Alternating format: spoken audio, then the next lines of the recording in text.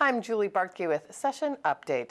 The Senate wasted no time in getting back to work following a 12-day break to observe Easter and Passover. They debated the education policy bill, which includes several provisions designed to help create what lawmakers call the world's greatest workforce. Now, there were dozens of amendments offered, but one by Senator Eric Pratt brought considerable discussion. When a school district has to make cuts, the lowest seniority teacher goes, the highest seniority teacher stays. Well, we know, and we've talked about in committee, that the most important aspect of a student's academic success is having an effective teacher in the classroom.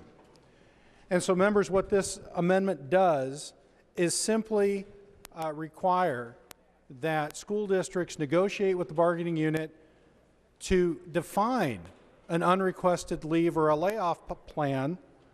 And it also allows school districts and the bargaining unit to include the new teacher evaluation system that's being implemented if they decide that that's right. Now, members, school districts and bargaining units can also negotiate to leave the current seniority system in place if that's what fits for them. But it's time that we reset the playing field on this item and put this decision where it belongs, with the local bargaining units and with the school board. The problem is really much more complex than trying to retain the teachers that come in last and continue in seniority. I am not saying right now or making decisions just based on seniority.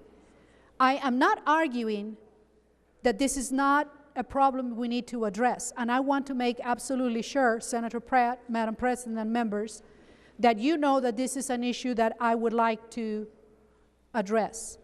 I feel very strongly that we need to engage in a constructive, productive conversation about how do we recruit teachers that are diverse, how do we recruit teachers that are competent, how do we recruit teachers that stay in Minnesota and that continue to teach and really provide the outcomes that we want.